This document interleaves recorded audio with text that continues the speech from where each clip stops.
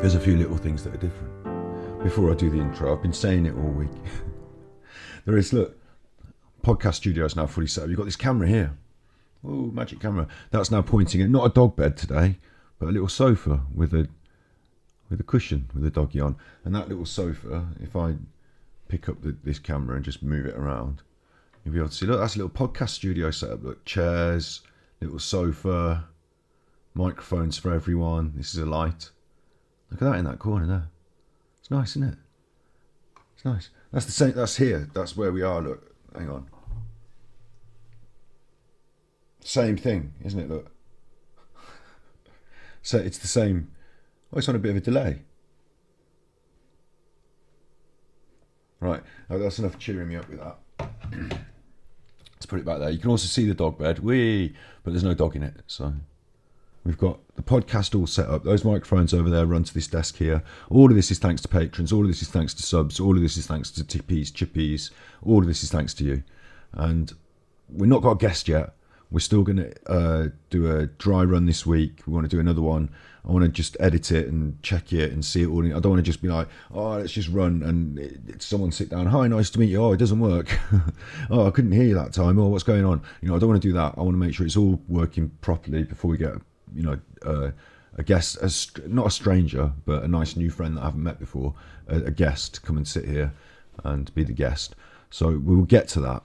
We'll get to that. Hopefully by the end of the year. Hopefully this month will be dry runs. Next month will be full steam ahead.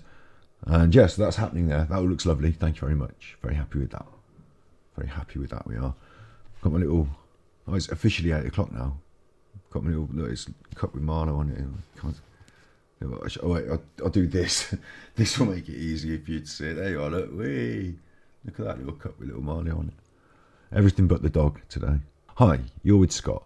It's 8 p.m. GMT. It's Mental Health Monday. It's midnight. It's always midnight. It's not midnight. It's 8 p.m. GMT. This is your right ear. And this is your left ear. And this is like both ears. What are we doing today on Mental Health Monday? Look, you can see the little window. See how slick and pro I am. See how slick. Hiya, nice to see you. Nice to see you. You, nice to see you.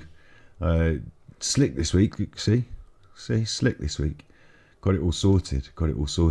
What we're doing this week is we're talking more about stigma, discrimination, and how to challenge it. Following on from what we looked at last week, which was what is stigma. We've got to finish up the types of stigma and discrimination, and then we're going to look at how to challenge it, which is quite a challenging separate section in itself. How to challenge it. Should you challenge it? We're going to look at that.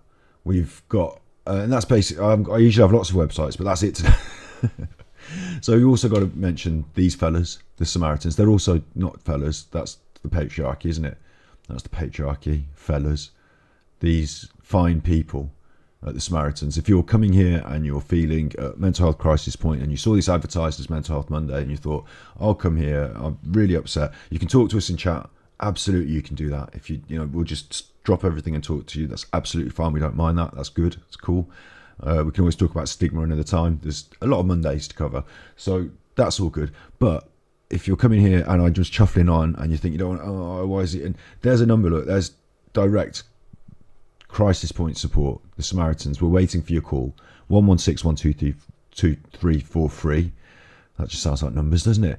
116-123 for free, not for free. 116-123-43.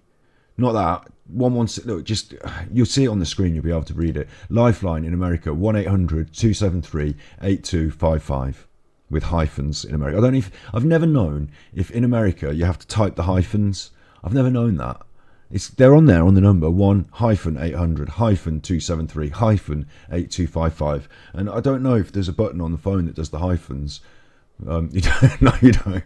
Hello, nice to see you. You just use the numbers. So yeah, of course, probably I shouldn't have said that out loud. Now I feel silly, but it's true. And if you're deaf and hard of hearing, they've got their own facilities for that as well. So they're the emergency numbers. Well, you've also got the emergency services. I should say that. Look, let's just we're getting off track already. This is Mental Health Monday, but this is Ganji Kid Chuffers. Look, it says at the top. That's our YouTube archive. Everything we do on Twitch, just upload it to YouTube, so you can watch it all there, because Twitch deletes it eventually. It lives there. It's the archive of the streams. I don't edit them, they just go there. But if you did want to see them edited and some fun things without all the chuff, then we've got a channel called Ganji Cuts, where I actually do edit things. Ganji Kid Art Chat, where I do edit things, and they're art specific. Mental Health Mondays, our channel. That's that. Look, you can see it there. Here we are, all the way back round to this. So today we're going to catch up with discrimination against stigma. That's what we're doing. When a person performs an action, whether intentional or unintentional, that creates barriers and inequality for people with lived experience of mental health problems, that's stigma, and it's discrimination. So we're talking about these barriers, these thoughts. And then it came up to the types of... Oh, hello. The mouse just did a little... If the mouse goes, I haven't got any more batteries. I just have to take this one out and bite it. That's not a top tip. That's not a top tip. That's not a top tip. Stigma. Let's go. Let's go. Self-stigma. Well, that's an interesting start point, isn't it? Self-stigma. Oh, I've got to do all the reading again. The reading. Ready to go. Rub your hands, get them warm, ready for a good smack on the arse. Don't know where that came from either. Self-stigma is the judgment people put on themselves, which has often come from hearing and seeing external stigma and discrimination. I suppose that could play into our cognitive triangle, couldn't it? The way we think and the way we feel and the way we act, but also what we hear from the outside coming in. So yeah, it can lead people into believing they aren't capable of things such as getting a job. Or, well, actually that's true, isn't it? Because that's exactly how... I took that off so I could hear myself say it. That's exactly how I feel. I feel like I can't get a job, or I've had a lot of experience at being fired, or going into further education. I didn't like going into the building. That was the bit I didn't like. I liked the concept, didn't like going into the building. This can result in a withdrawing, feeling frustrated, angry experience, low self-esteem and lack of confidence in the future. As a result, many are at risk of defeating their own personal goals and ambitions. That's interesting, that is. So you self-stigmatise, so you discriminate against yourself, and you sort of say, I can't do these things, I'm not going to be able to do that, I'm not having that. So then you're staying in more, obviously, you're not talking to as many people because, why would you? Because chuff it. Never lasted more than 12 months in the job, CVs for the likes. Yeah, that's exactly my experience, until I was self-employed and then no one could fire me. That was the bit that changed for me. When I was in charge of doing the hiring and the firing, suddenly I couldn't fire myself. So I had to put up with all the worst things I'd do. I'd just be like talking to myself in the office like, come on, mate, this isn't good enough, is it? And I'd be like, oh, don't worry, mate. We're having fun. Look, anyway, I didn't talk to myself. I didn't have an office. All the rooms were occupied with hairdressing.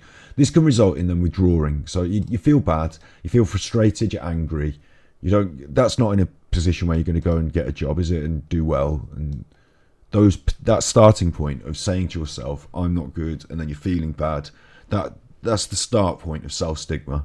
We can kind of recognise that. I bet even the people who excel can recognise this, because it's part maybe of that start point, that the starting of the fire, something to fuel that fire in yourself, to say, hang on, well, like I was just saying about having a chat to myself in the office, made art consistently. So yeah, I agree with that as well. As long as you're creating, and it's not up to society to ascribe value on how you value your time and creation. Yeah, absolutely. And ramen's fine. Ramen's fine for dinner. For breakfast, nice bit of ramen. No, art can be quite profitable as well as valuable. Oh, yeah, look, I'm turning to stigma. You've never been fired. Yeah, I knew you wouldn't have been fired. You're good. You're good, aren't you? I knew you'd never be fired. Quite often I got fired without getting to tell them what I thought as well. And then the concept of going back to tell them what I thought, no, I just never wanted to do that. I was always like, I'm glad I'm not there anymore. So I'm not going to go back, even if it'd be like, oh, I'll go back and I'll get my revenge. No, I'm well away. My revenge is that I don't have to be there anymore.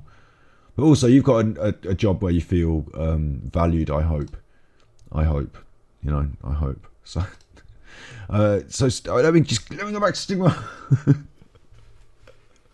It can lead people into believing they're not capable of things. They defeat their own goals. And I was saying that no, you can't have good girl regrets. If people aren't allowed to have bad people regrets, I'm not going to say bad, but bad boy, even though it's alliterative. If you're not allowed to have bad people regrets, then you're not allowed to have good people regrets. You can't regret being good. It's good. It turns out the people who regret being bad they regret it because they thought they should have been good. So, yeah, it swings and roundabouts. And sometimes you get to go down the one that goes round in a spiral. Anyway, look, bottom of that spiral is self-stigmatization. It's being mean to yourself. And I believe that is where you can fuel the fire, because you're saying to yourself, these bad things. And when you get a hold of yourself doing it, you can say, hang on, mate. Oh, hang on, kilobytes, is it? No, kilobytes are back, right? Kilobytes are back. You can say to yourself, hang on, look, I'm not having this anymore.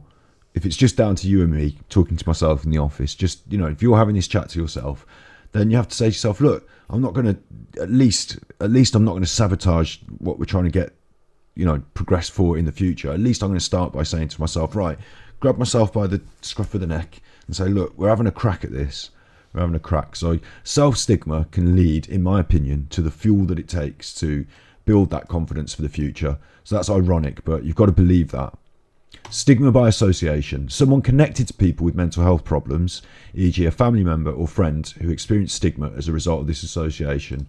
Quite often I'm trying to be jolly through Mental Health Monday, but this is one that actually instinctively makes me feel sad. Isn't that sad that people get bullied because someone that they love suffers with a mental health problem? Isn't that sad? Isn't it sad that someone who, yes, I'm not going to create lots of examples of it. I'm sure you could create your own example of it in your head. Someone has a mental health problem, someone that they love, someone in their family ends up being thought of negatively, discriminated against.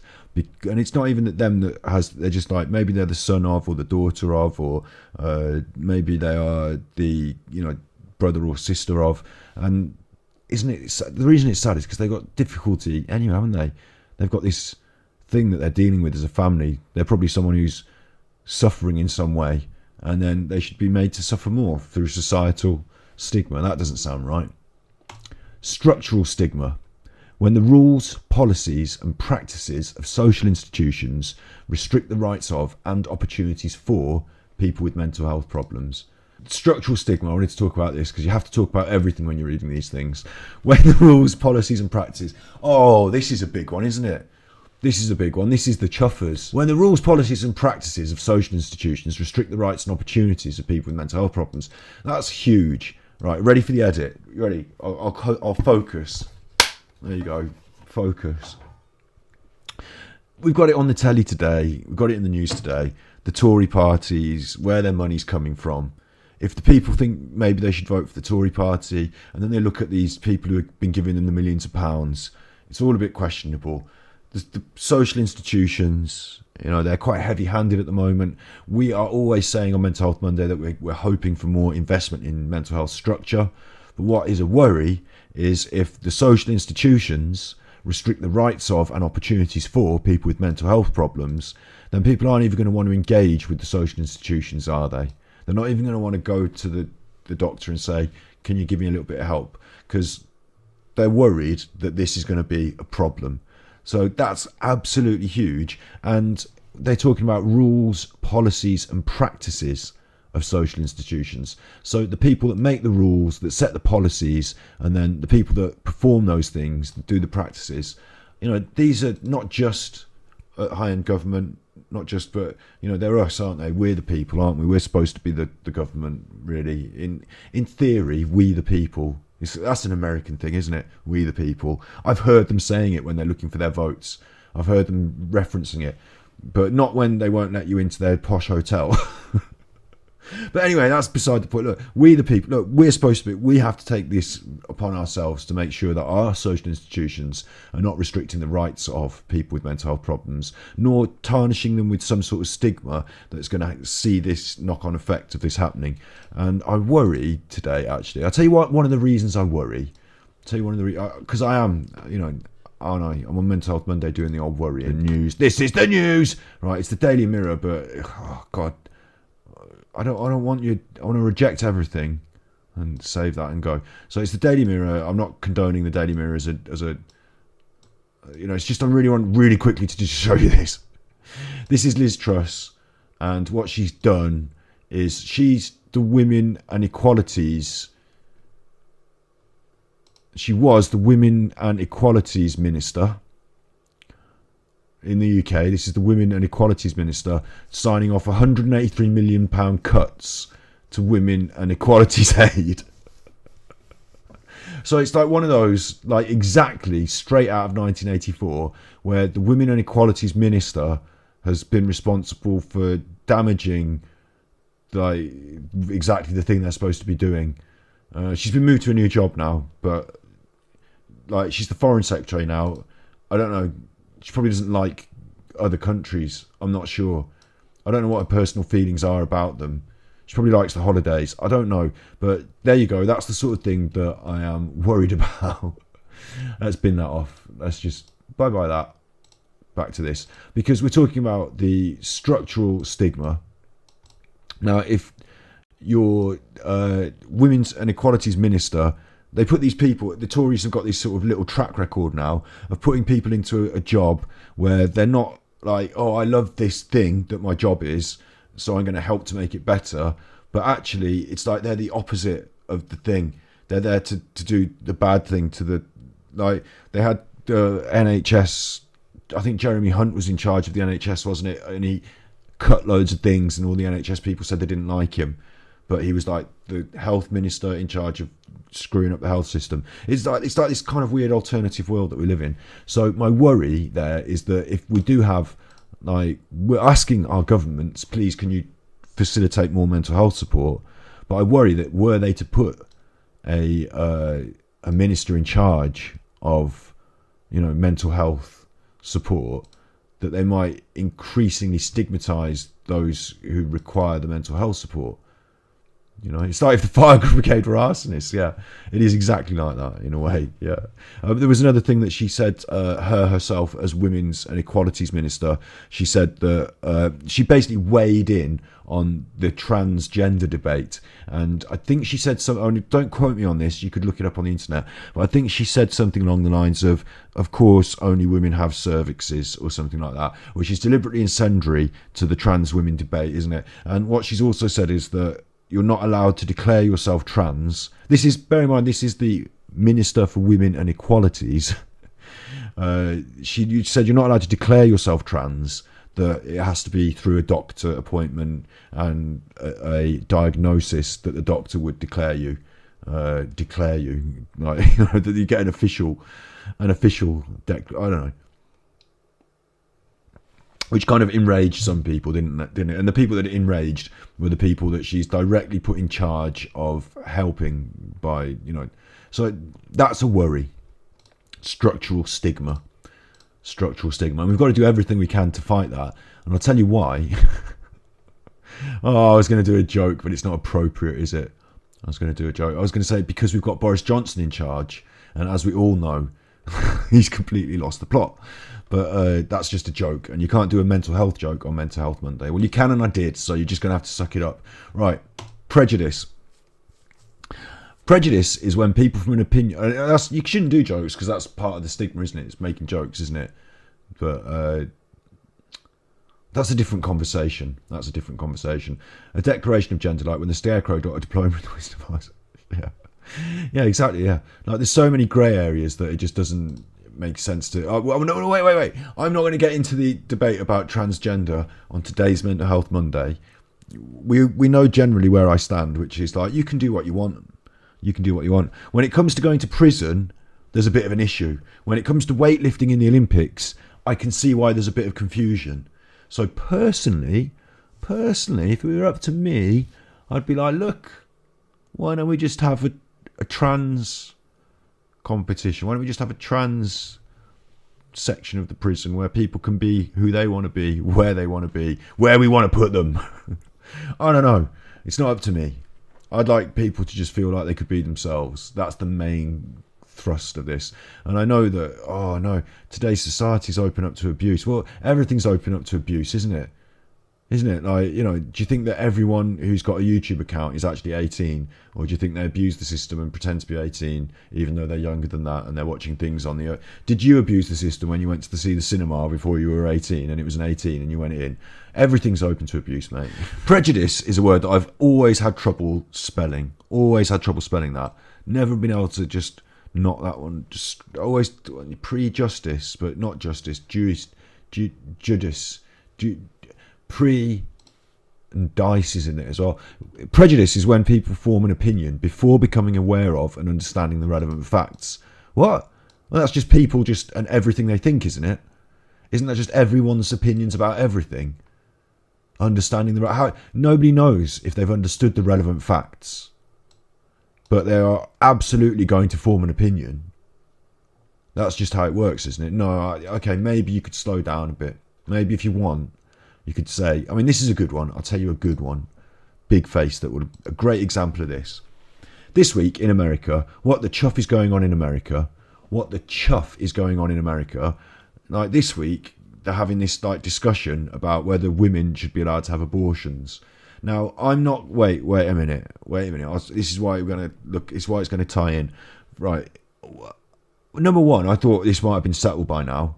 I thought this might have been settled. It happened in Poland as well. They repealed a law. I mean, I'm quite surprised because I think we live in a modern world and certain things I take sort of for granted, right?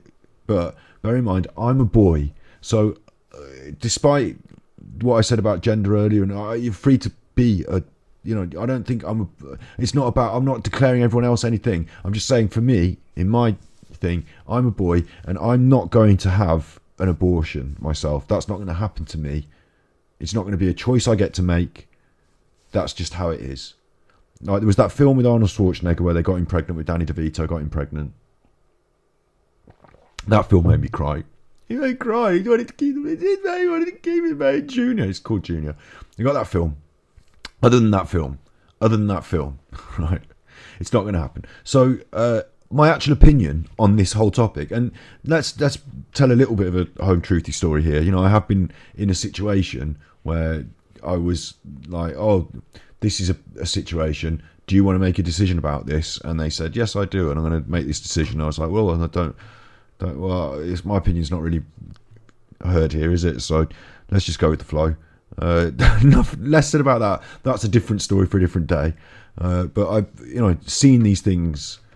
Not seen them up close, obviously, not seen them up close, but I've been in the situation. Anyway, look, the point is it my decision? Am I going back to this prejudice? Let me go to the web browser. Let me read the exact words. It's when people form an opinion before becoming aware of and understanding the relevant facts. So, Big Face, you asked me, if you come around my house now with your little ballot paper, abortion, yes or no, you know, what are the rules and what are the facts? I could quite happily say, hang on, I don't know the relevant facts. And not only do I not know all the relevant facts, I think there's a limit to my understanding. I know I could understand the biology, I know I could understand the medical science, and I know you could give me the evidence for this and the evidence for that. I know that some of it would be down to maybe opinion on ages and times and things and development. I get the gist, but I'm not going to be having to make that decision with my heart and my body. I'm not going to be in that position. So I think if it comes to me and my opinion in this, I'm quite happy to say I don't understand the relevant facts to a level where I should make a choice about that. Not for you, not for other women, because like I just explained, I think my experience and my ability to empathise, my ability to empathise is high. It's high, but this is quite a serious thing, isn't it? It's quite a serious thing.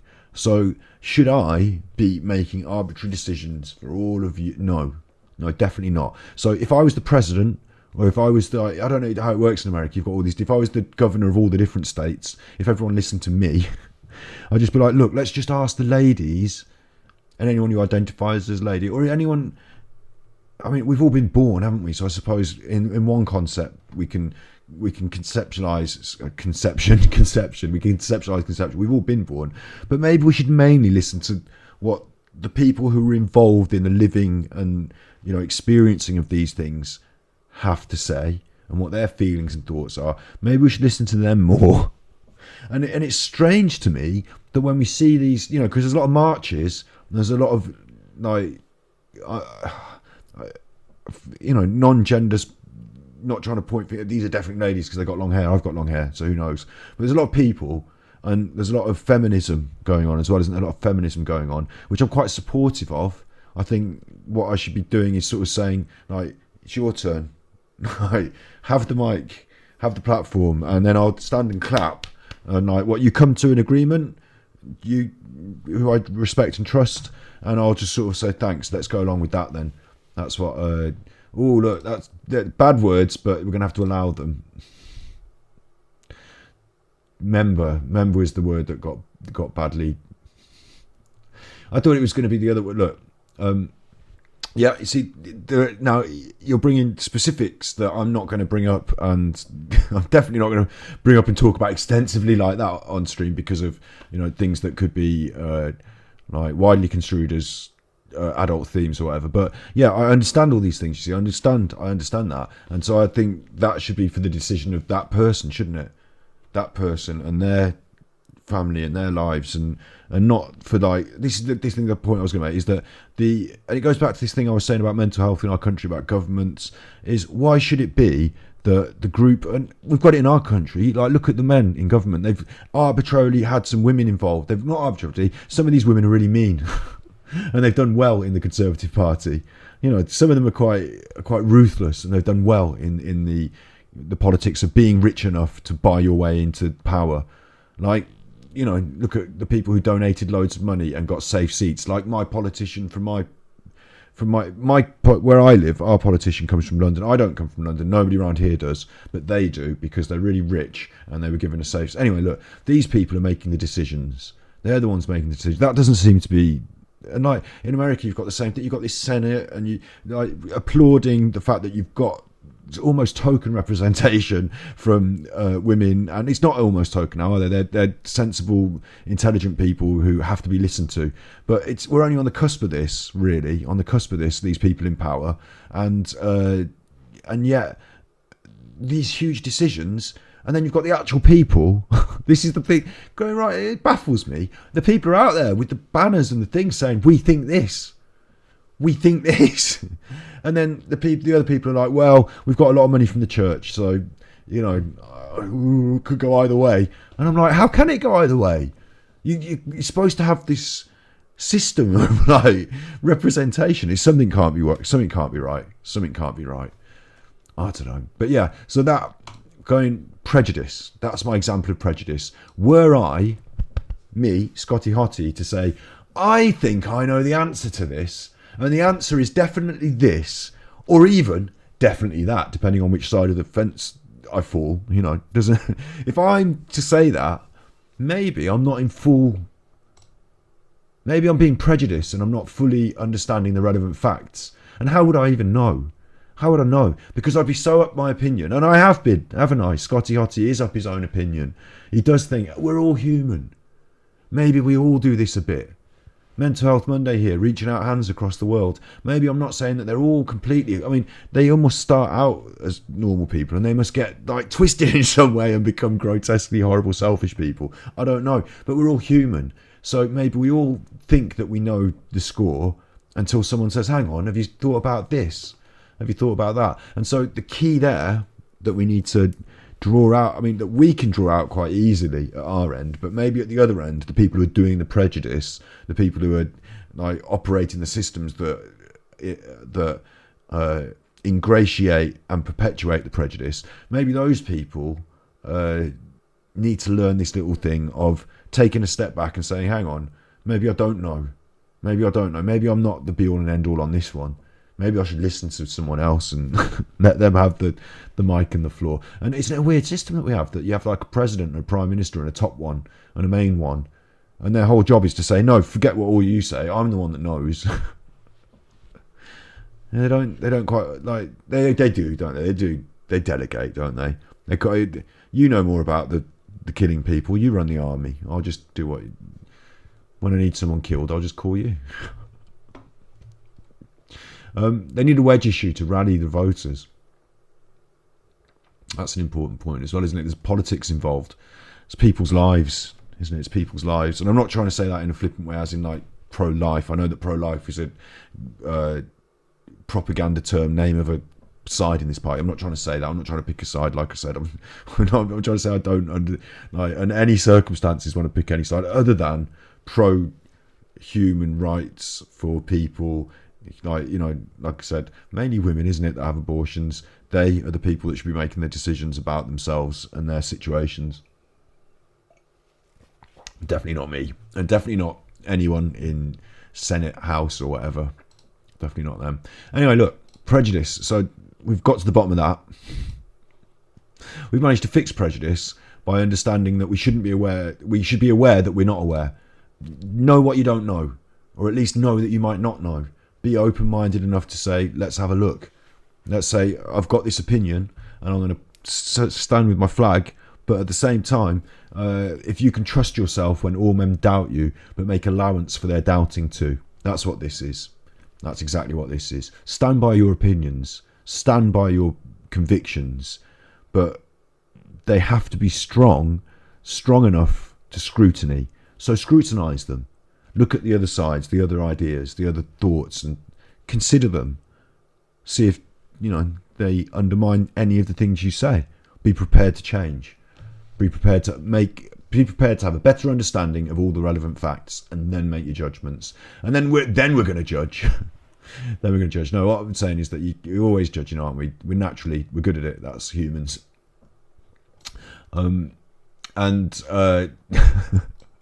Yeah, if you had a more socially progressive society, I totally agree that certain aspects of these things, specifically the things we've been talking about with abortion, could be mitigated by and also certain. Yeah, I'm just going to agree with you. Yeah. Prejudice can also stir up emotional responses such as fear or anger towards the people who are being stigmatized.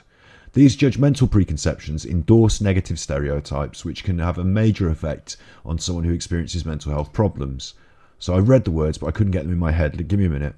Prejudice can also stir up emotional responses. So you get angry, don't you? Like, there's people are being prejudiced towards me, or I see prejudice in action. I'm angry about it. That's me. That's what we're doing now.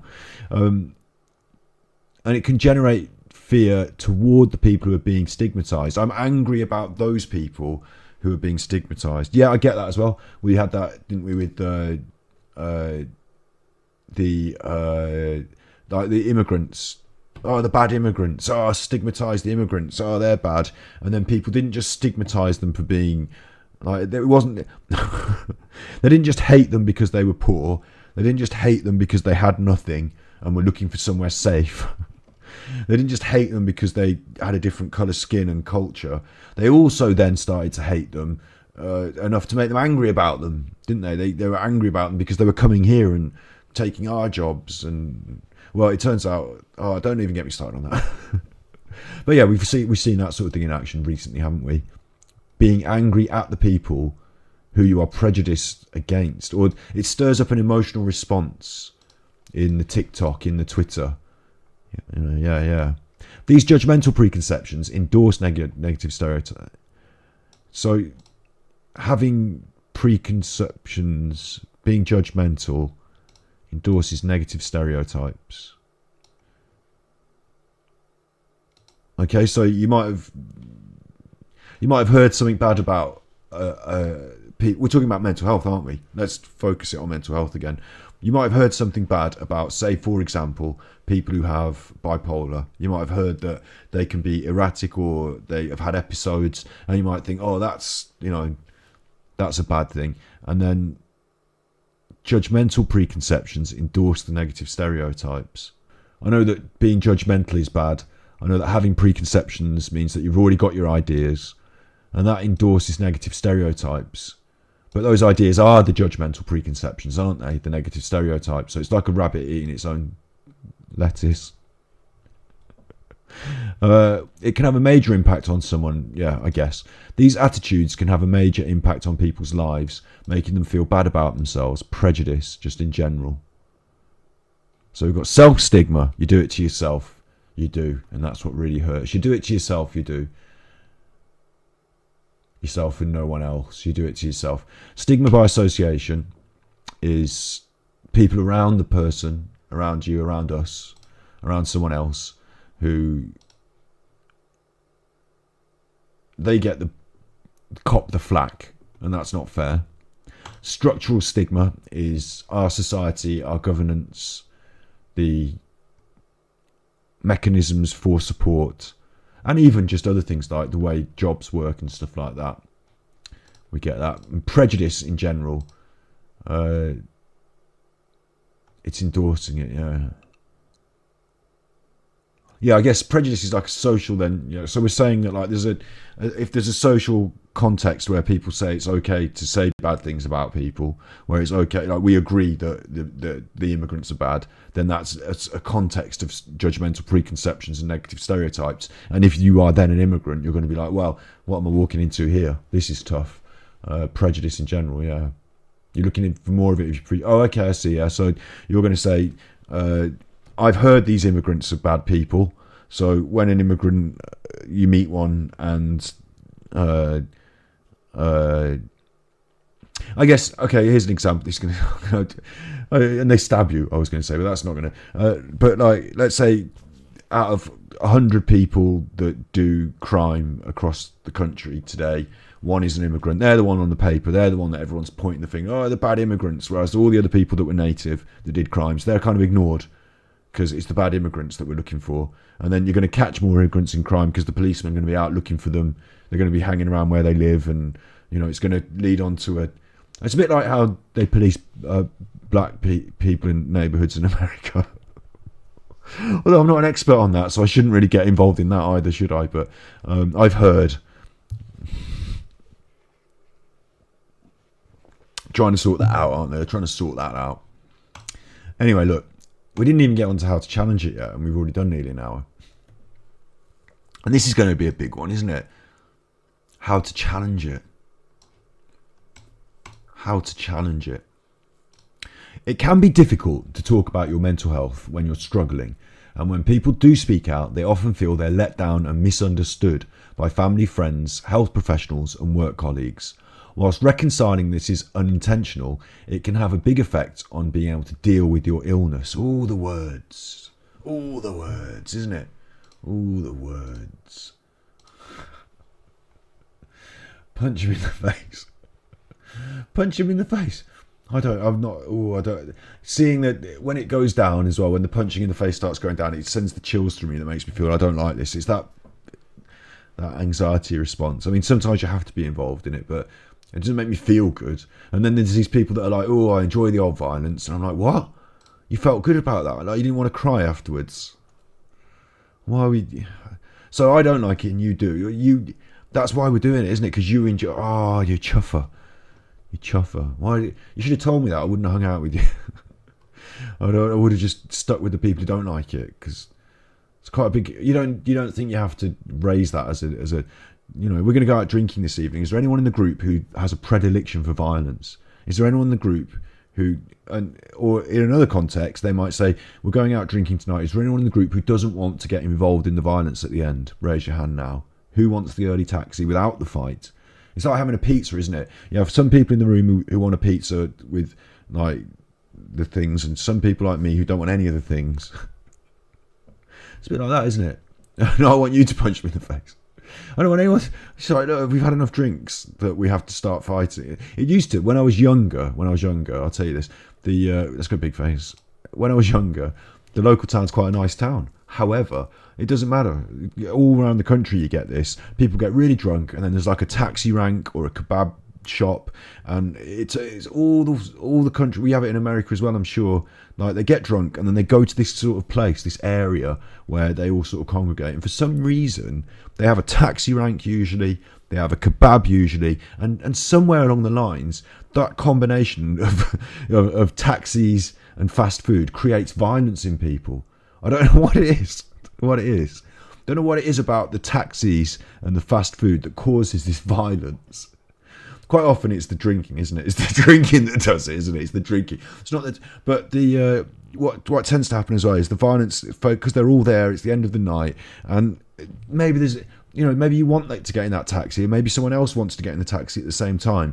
And in a normal day-to-day situation, it might make you cross even. I've seen people in the street be quite cross. That's my taxi, but they don't throw down. Like, they just talking yourself out of fights. It's one of the things that try not to be the small girl trash talker. But in the UK, you probably recognise this concept. It's probably a bit, in America, you've got a different social concept because you've all got guns all the time. So I don't know what it'd be like in America for a hardened Brit to go out and just behave as you would normally do on a Saturday night. When I say a hardened Brit, I mean like a tough nut who wants to fight, who is used to this. Most of us find out where these places are and kind of avoid. I used to say, look, I'm okay walking home. I don't need to go and hang out at the taxi rank, because by the time I've got a taxi and paid for that taxi to take me, I only live up there. It's probably just easier for me to walk home. And to be honest, I'm less likely to get in a fight just walking on my own than I am hanging out with all the drunk people. So I used to just walk home myself. But, people have different systems. But in America, you've got guns. So I wouldn't like to get in a fight and then all of a sudden there's gunfire. That would be horrific for me. But in the UK, because there's no threat of gunfire, there's more knives these days, there's more stabbings these days. Gang culture is on the rise because of drug crime. However, when I was growing up, people wouldn't be assuming that would happen. They'd be assuming that over a taxi or a kebab, fists would be starting to be thrown. Someone gets grabbed, there's a bit of this. And then after a short while, it kind of dissipates. There's some shouting. Someone might end up with a broken this or that. The police are not generally called. You generally just go about your way. Like 2 or 3 on the morning, talking people down, having to convince people who, for some reason, they've got to this point of they've managed to get into this aggression phase on their own, and then you're just the person that happens to be in the way when they encounter somebody they would like to fight. That's a bizarre one that I've never understood. I'm like, so you're already angry. I know exactly the situation you're talking about, talking down people. So you're already angry. I've not done anything. You're like, are you looking at me? That was your question. Are you looking at me? Well, I am now, because you're shouting at me. So, and already I'm doing this with my face, and that's enough, isn't it? That's too much. You didn't like that. Now you want to have a fight. Well, you didn't. You already wanted the fight, didn't you, mate? You already wanted the fight. And it depends, doesn't it? You have to weigh up each situation on its merits and decide whether you're going to throw down or whether you're going to run away. Like, and don't anyone tell me, oh, I'm so big. I know a couple of people who are so big and tough they would not run away from any situation. But let's be fair. Sometimes people seem quite unhinged. And this is Mental Health Monday we're talking about. I'm talking about drunk people, like reckless people. You can get there through mental health imbalance. True. So I'm not going to be prejudiced in this, but some people can seem quite scary and they can be quite tough, and they might even be armed. So quite often, I would rather not have to, for me, violence is something that could only be brought out in a really serious, if you're going to threaten my family or, my safety, then I would have to defend I get the concept, but I shouldn't have to feel like that on a walk home from the pub, should I? Because we're not at war. We're not at war, are we? So, I'm not out there doing, some bad thing to somebody. So I shouldn't have to worry about, a pitchfork gang coming after me, should I? There should be no reason. There should be no reason that's led to a direct, violent confrontation between strangers, should there? Least of all, I'm drunk or whatever. So. And if it is a mental health issue, then what's good is that when you do talk to people, it turns out what they'd rather do is have someone to talk to and work it out with than punch. In the main, that lashing out, that violence is the last resort of someone who is struggling for, this is with mental health concern specifically, it's the last resort of someone who's struggling to express. We talked about expression in another episode. Someone struggling to express themselves, who is feeling that they can't, or they can't put their finger on, or whatever. It's symptomatic of something else. And if you can talk to somebody in that situation and not end up having a violent confrontation, quite often they will be upset. It's quite often that people who are drunk and violent end up upset afterwards. So, yeah, that's interesting. Go back to the web browser. Got off on a tangent. Difficult to talk about your mental health. Stigma and discrimination can make you feel like you don't matter, and it can be frustrating to think that others judge you because of mental health. The impact that reactions of others have on an individual should not be underestimated. Of course not. No, yeah, it's very important. Stigma and discrimination can leave you feel isolated and can affect your day-to-day life. That's interesting, isn't it? Now, that's not, if you're trying to deal with a mental health issue, and if you're trying to improve someone's mental health, then them feeling isolated, discriminated against, that's like the opposite of what we're trying to achieve. And we've seen already that it's quite easy for it to happen through an institution, through the policies of an institution. We're not deeply picking apart any particular institutions and their policies, but we've seen that's possible. We've seen it's possible through society. And I guess the way we make jokes, the television programs, the things we do stand-up comedy about, the people in society we point at and laugh at, the ones that we ostracize because everyone knows that's that mad woman. Everyone knows she did have a pram full of like cans and soft toys and like common issues that people face. This is common issues. I bet this isn't. I'm gonna make a good point here, and it's damn well better work. Common issues that people face. They mean common issues that people with mental health, stigma, and discrimination face. However, I'm going to say these are common issues that we all face. I'm going to see if they're applicable to both. Difficulty in finding and keeping a job. Yes. We've discussed it earlier. I think, yes, we all, to be honest, in today's day and age, we all find it difficult. Even if you kept it for a long time, initially there is difficulty in finding. Surely many of us recognise that feeling. Isolation from friends, family and daily activities. Well, yeah, that's a mental health one, isn't it? If you're common issues, that's probably not.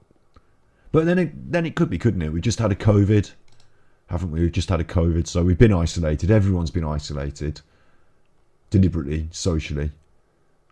Yeah. It's hard to stay in stable long-term relationships. It is these days.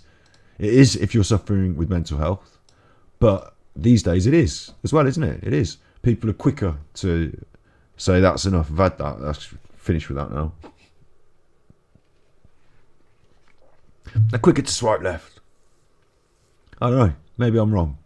Maybe it is. Maybe the modern world is more difficult in that aspect. Fear to open up to professionals, family and friends about mental ill health. I think, again, yes, of course, that's a mental health one, but don't we all fear that in a way? Imagine what it would be like to go to the doctor and tell them all the worst mental health stories you could think of about yourself, all the lowest times you've been. Imagine that. Don't imagine it too much because it'll make you feel bad. It's hard enough with no mental health challenges, you see, yeah. And this is what leads to them as well. Anxiety about health due to overwhelming belief of not being listened to.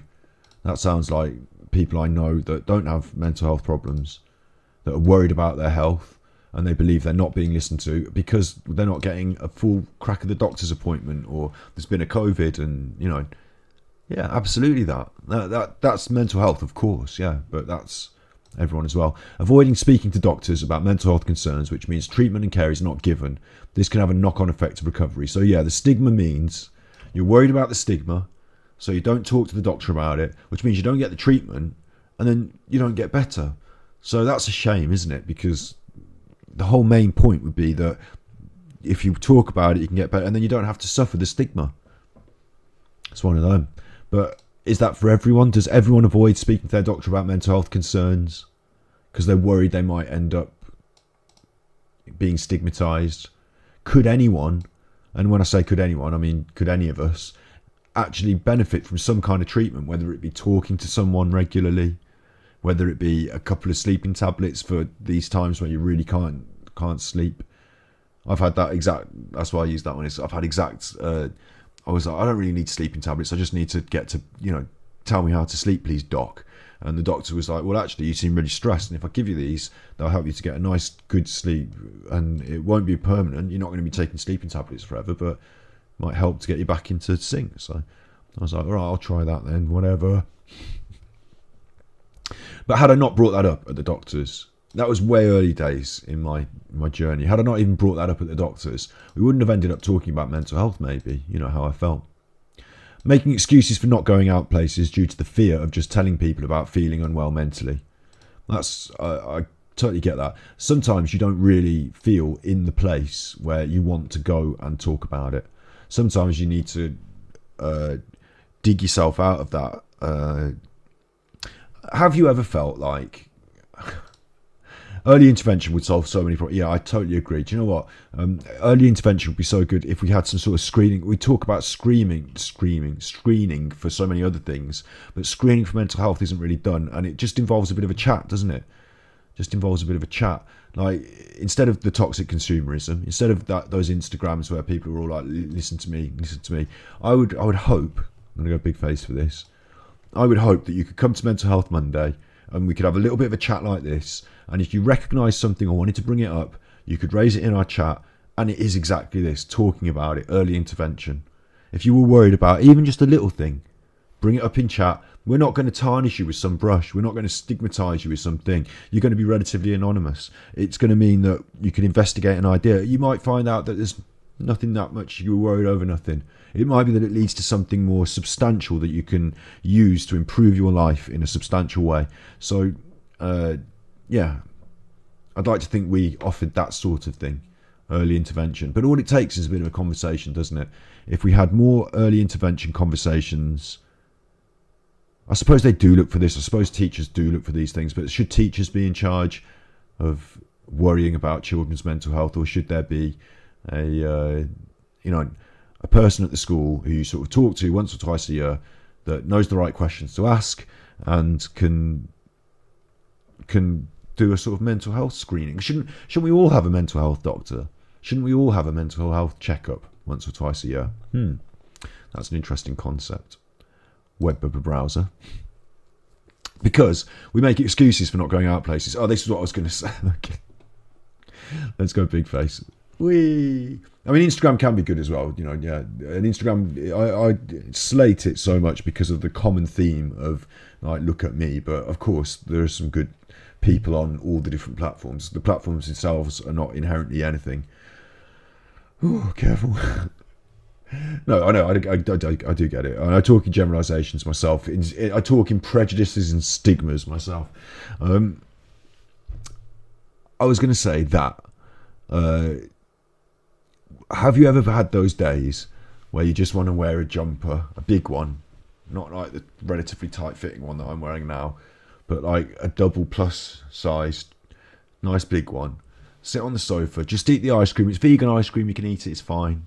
It's not really fine. They sell a lot of other ice cream products from their company, but I'm not arguing about that today. I just want to sit on the sofa. You've had those days, haven't you?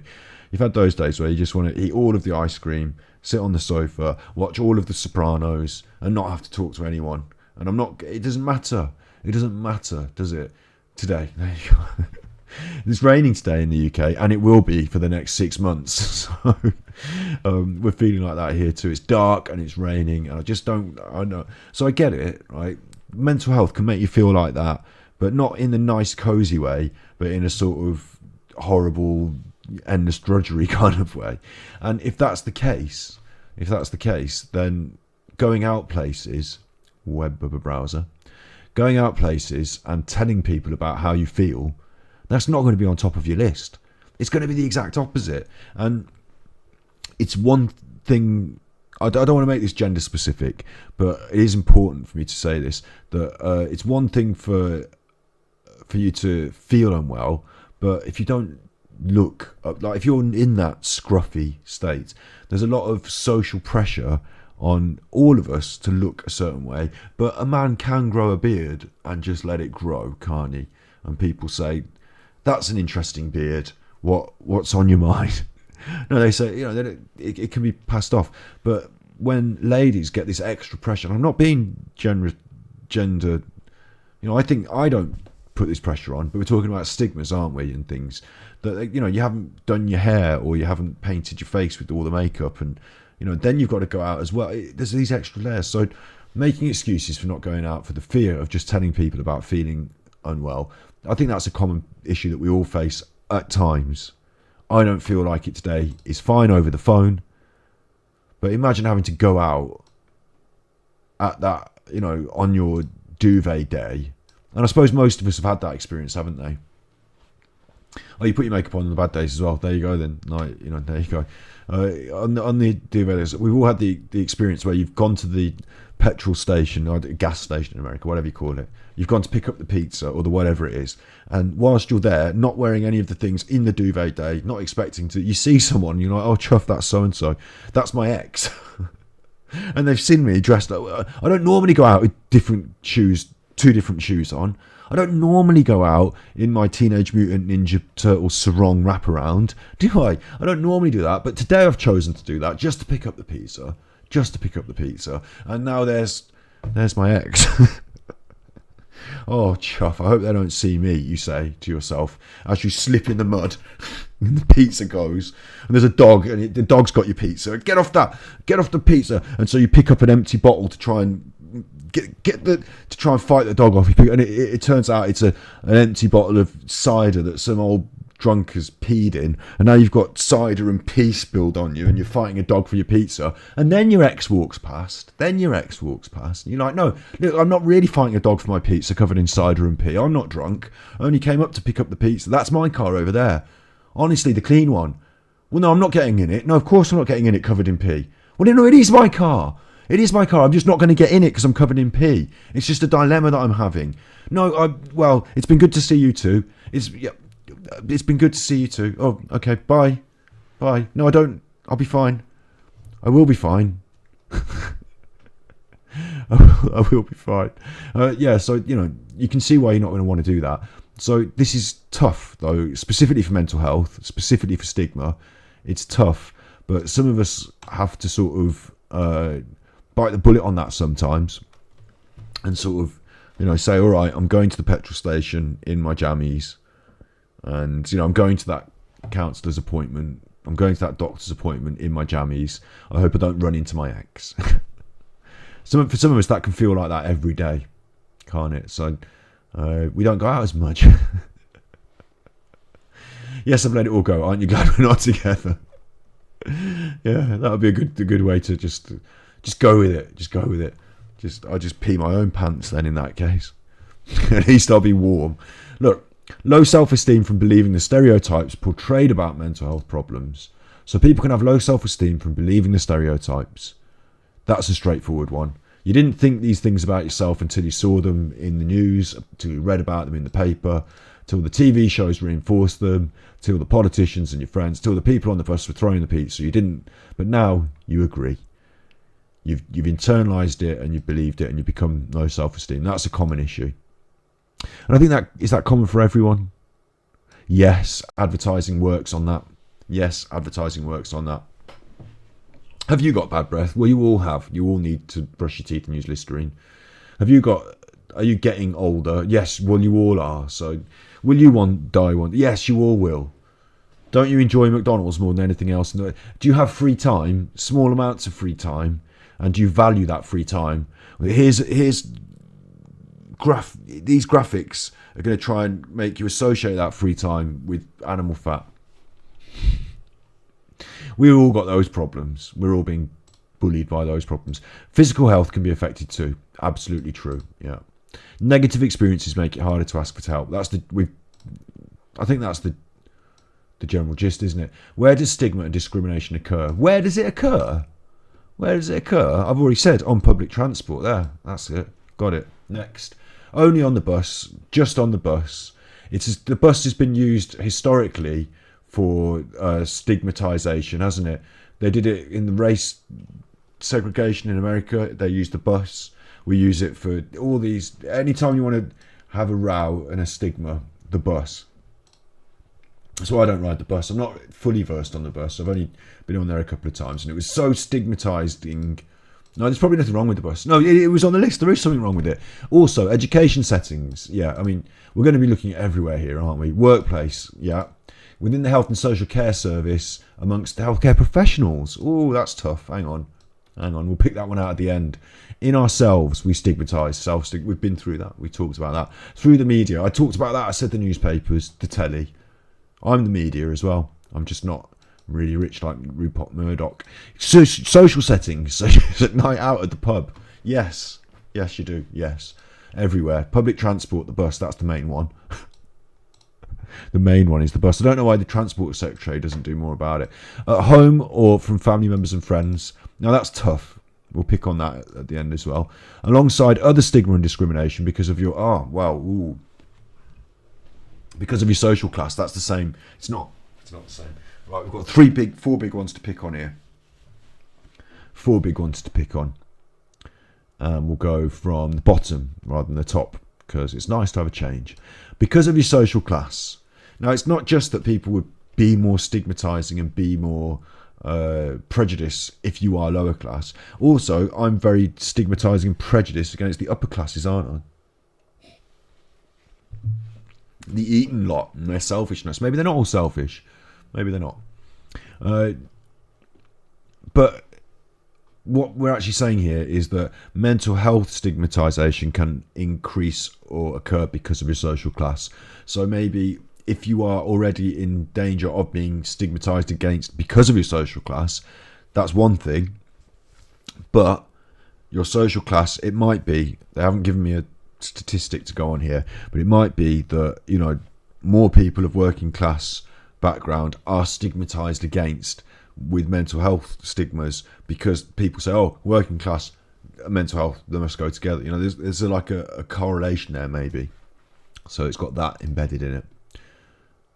Alongside other stigma and discrimination because of your race, gender, sexuality and disability. That's the same as the social class one, isn't it? I was just saying. So maybe okay, wait, there's that point then, yeah? Because of your race, gender, sexuality, people might say, oh, and they also got the mad stigma, put that with that. Yeah, get that. Because of your social class also means that if you are from a working class background, you may have a higher propensity to mental health stigma because of the inequalities, the things you... the support networks that are lacking in those situations. Oh, big words coming out of me now. Punching upwards is good. I'm allowing bastard. It seems like a big... I mean, I'm not... I don't know. I kind of agree with what you're saying. That bastard is my local MP, I'll have you know, and he graces us in my local area. He graces us from London via... Was it Iraq? I think it was Iraq. It wasn't, you know... he ran some businesses and he set up some websites and some things and made a bit of money. Sold some things, made a bit more money. His wife's got a stables business. I was paying for it for a while until they caught him. He's the vaccines ministry. He's doing quite well for himself, son. That's going to attract the MI5 now, that is. Look, because of your social class, we're going upwards, aren't we? Going upwards, we've done that one. At home from families and friends, that's tough. That's really tough. Right? If you're at home and the people in your safe space are the ones that are doing the stigmatising, that's got to be really extra tough, hasn't it? How many gentlemen think all women are... Yep, there is that, isn't there? That's a trope, isn't it? Women are nuts. Oh, the women are crazy, aren't they? Oh, you know, yeah, absolutely, yeah. Because... there are some differences in behaviour in people. We're sort of like, oh, we're going to just attribute that to them. Not us. We're not. Yeah, definitely that, yeah. I was going up, wasn't I? This is more difficult to read upwards than downwards, what I'm finding. Media we did. That was the one. Social care and other healthcare professionals. So that's tough when you work in the healthcare setting and you're doing the stigmatizing. That can be really tough. Now, I'm gonna just be really careful about this, because I'm going to say that there are some really fantastic people who work in social care and healthcare, and if you're worried about your mental health, you shouldn't be worried about going to access those things. Those should be the first points of call. But of course, there may be some people who have, how do I say this, worked in the sectors for longer, or seen things from a more traditional perspective, who maybe their ideas don't hold so much water these days. Maybe they do have stigmas. Maybe there are people who are jaded by their work. I could certainly think of, imagine being, I don't know, like a healthcare professional or a social care professional in a really difficult situation like a prison or something. Maybe they don't have the same perspective. Maybe they can, I don't know. But that's a really tough one, because these people are people that we trust. And so I'm going to say that we shouldn't erode the trust by me speculating about how they could be stigmatizing people. But I would agree with the general point that it can happen. And certainly I believe I've met people who appear to be in a position of, you would expect them to be more compassionate sometimes. That's what I'm going to say there, sometimes. I do see less empathy for those with difficult mental health conditions. There you go, empathy, yeah. And the same, my point, what I just said about compassion, yeah. I sometimes feel that they're quite down to earth about things and a bit matter of fact. But maybe that's because of their experience. I don't know. Maybe I don't have all the relevant facts there. But it's important to note that not everyone is perfect, A. But I would hope that if you went into the social care sector, that you're not going into it thinking extreme negative stereotypes of the people that you're going to care for. And finally, challenging inappropriate behaviour rears its ugly head. Well, it's not ugly. That's the positive bit. It's the good bit. But it's like a whole extra thing, isn't it? Look, it's like a whole nother page. And I really feel that if I start this now, we will be on past doggy walking time. That's an hour and a half's worth of, knowing now how long it took me to read just that. This is an extra hour and a half. So that's next week's. So what did we do this week? Hang on. Last week was understanding mental health, stigma and discrimination. That was last week. And this is supposed to be experiencing and how to challenge it. So what we've done is experiencing it. Common issues people face. We've talked about the issues people face. We talked about where it occurs. We talked about what it's like to experience it. We talked about the actual nuts and bolts of experiencing it. Okay. Let's be honest, being close to someone with mental health issues is hard. Yes, agreed. And let's be honest as well, since we looked at the stats here, we know that at least 1 in 4 people will suffer with a mental health problem in their life. And families are made up of around 4 people, so possibly more when you extend the families. We're quite likely to know somebody who has a serious mental health issue. Like most of us are quite likely to know. It's quite likely. Carers get exhausted. It needs much more funding to take the weight off them. Yeah, absolutely. I'm absolutely baffled. I'll say this. We'll go big face for a little bit. I'm not finished yet, but I'm going to leave the serious topic of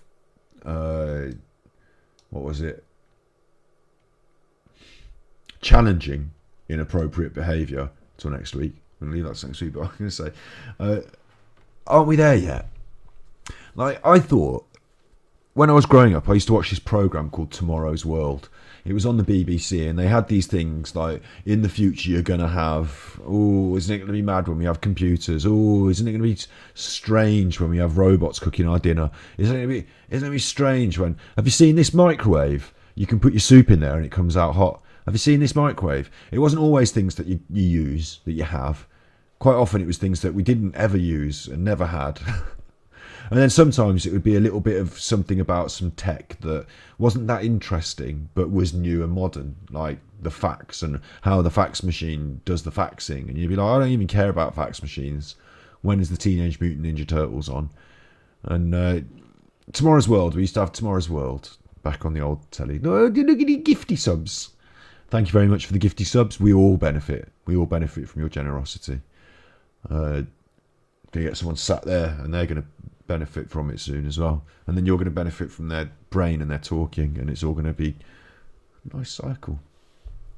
So I thought that when we watched Tomorrow's World, I remember a couple of episodes, specific things that I thought, wow, I can't wait for one of them was this scanner, like a medical scanner that was like, maybe we do have it now. Maybe it was MRI. Maybe I was just so young that I thought this is like a mad medical scanner. I keep saying mad today because we've done mental health stigma, and I'm trying not to use the word in that context. But it was a really, and I actually thought by the time I got old, we'd have these sort of things.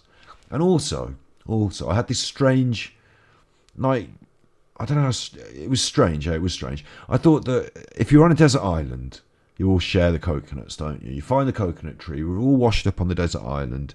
We all need to eat the coconuts. We just share them. And I thought that the whole point of society, I used to watch these future programs, futuristic. Even cartoons like the Jetsons was like the Simpsons, but it was the future. Star Trek was the future. When they want to get their dinner in Star Trek, when they want their dinner, it just comes down to them, doesn't it? Just chew on a little tray. It's just magic. If you want a new bike in the Jetsons, they just 3D print that. If you did it now on TV now, the Jetsons, if you came up with a modern concept, they just 3D print that. Chew. How much does that cost? Not very much now that we've got vast advances. I learned about mass production in school. I learned about it in university, the Adam Smith Keynesian economics. I learned about the idea. So before, it used to take loads of time to make something, and loads of like man hours and laborious carving out a tin of beans by hand. But now the machine just makes loads of tins of beans in a second. So really, it costs us hardly anything. There's a bit of outlay for the machine, isn't there? There's a bit of outlay for that, but we can all get together and pay for that, and then loads of tins of beans. So why is it that everything got more expensive as time went on? I remember that things used to be a certain way, a certain price in the old days. I get that. The tins of beans were harder to produce, weren't they? But these days, the tins of beans, they are quite cheap. They are quite cheap. They have come down in price. That's the system. It's supposed to be the system anyway. But now we've got inflation, and we've got economies, and we've got problems. Things go up in price as well. What about the fuel? What about that? What about the petrol? How much relatively was a gallon of petrol back? I don't know exactly. Maybe it went down in price relatively since these.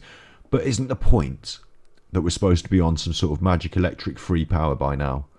Wasn't the point of us moving forward as a society, technologically, this advancement? Oh, I don't get it. Oh, we're doing it now. Oh, I'm on the stream now. I've got it. It costs money though, doesn't it?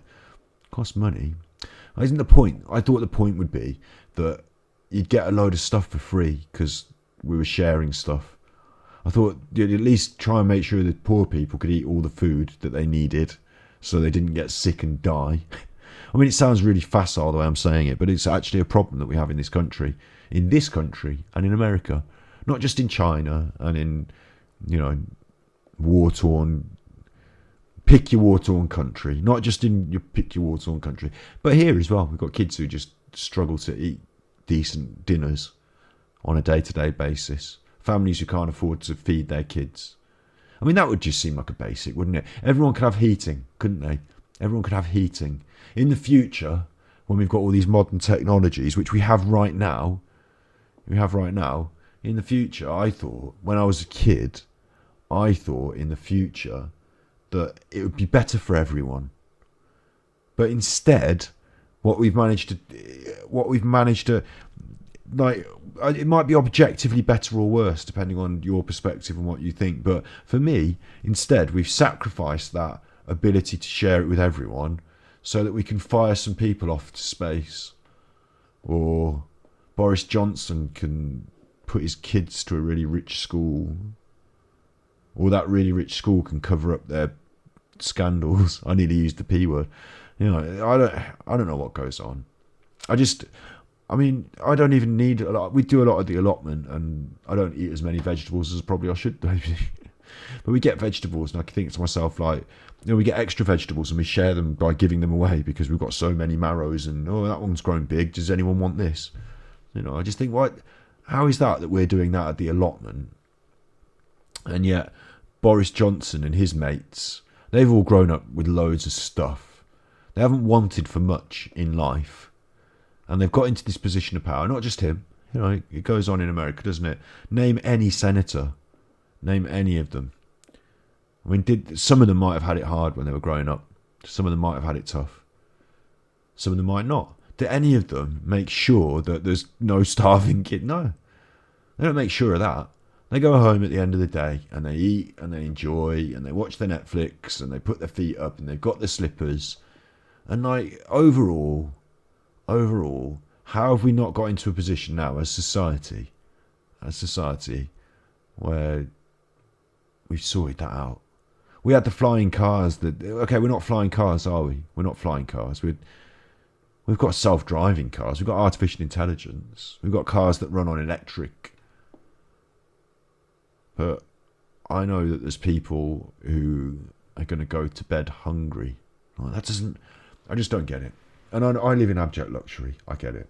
I live in abject luxury, even as a relative pauper. I don't bring in, exactly how much money I bring in, because it's all the contributions, the tippies, the patron. And if I can do a little bit of extra photographic work, I've told you about it. If I can do a little bit of extra work here and there, I'll get a few freelancer job days. And that doesn't come to a lot.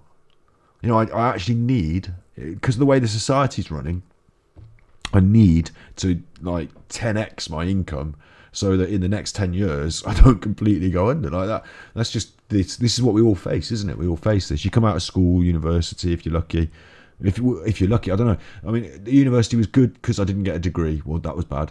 But also the debt. There was that huge debt. That was a problem to me. It still is. So the way the society's set up, I'm not going to be able to coast this. None of us are. No, thank you very much for the tippies. Thank you. I'm not begging for them here. I'm talking about society, and I appreciate it. And it makes me feel a bit guilty now because I feel like, but no, I thank you. I really do appreciate it. This is the situation. My wish of wishes, like I say, is we build this up. We get this going, the podcast. We get sustainability through a sponsor. And then maybe I can even do some of that work that I talk about, practice what I preach. Maybe I can go and feed a few kids. At the moment, I can hardly feed myself. Hardly feed the dog. But, that's my great wish. And it feels mad to me then. Mad. I say mad. I said it before. I wasn't going to say it. Now I've done it again. It seems strange to me. It seems alien to me that there can be these people. And I've seen the suits and the watches. Just even the suits and the watches that, okay, yeah, you're the minister for the vaccines and you're the minister for this. And I know that you want to look smart and it's been part of your thing and that's how you got to your business. And you're a big, ruthless business person. So, your suits are mind my own business about your suits. What do I care about your suits? Well, can't you just wear suits from Debenhams? I mean, Debenhams is going under, so that didn't help, did it? But you know what I mean? Can't you just wear normal clothes like normal people instead of these really expensive things, and then give the rest of the money to some of the kids? Because you're in the charge of the thing. You're up there on the thing that everyone can see you. I'm going to practice what I preach. Actually, I'm going to ensure. I'm not big into publicly declaring charitable donation. And any donation I make is relatively small compared to I'm, like I said, doing the chippies and tippies, trying to put it into this, and the things I give are relatively small compared to what someone like Nadeem Zahawi would be able to do. And I bet he does give money to charity. I bet they do have a foundation they can write their taxes off against. I bet it doesn't even matter, but I don't know. It's just making me think. So I'm going to do a little bit of something tomorrow to make sure that objective gets fulfilled. They used to make fun of Bernie Sanders for his JCPenney suit. Well, there you go. That would be someone I could admire. And the irony is that they talk about it, don't they? He's done that because he just wants to live it. Maybe it was a political decision. Maybe it was a choice. Maybe it was like, oh, they'll talk about my suit and I can prove I'm living my ethics. But the other option is that I'm not wearing the suit and they can prove I'm not. So I guess I'll live it. Yeah, why not? Maybe it was just that he just lived it. And then they talked about the suit. It's good I'm talking about the suit in a way, I suppose. But it's his ethics. That's the thing, isn't it? Should we clap for him? His ethics. I was talking about the suit. It's part of the ethics. It proves his point. It proves my... Yeah, I like it. Yeah. It's a shame, isn't it? The way the old politics is, I don't know. Anyway, Mental Health Monday has been about stigma. And what we found out today, to summarise, is that stigma is bad, and we all kind of engage with it at all places. So next week, we're going to learn how to challenge it and how to hopefully do something about it. Yeah. That's it, isn't it? That's the only thing we can do as humans, isn't it? Is we can be willing to sort of say, okay, I see this isn't good enough. I see this isn't right. I'm going to have to give some of my time to try and improve it. I guess that's how the world works, doesn't it? Or it works the other way, where no one cares and they just do what they're... It's not my job to do that, so it doesn't get done. Yeah. Trying to end on a positive.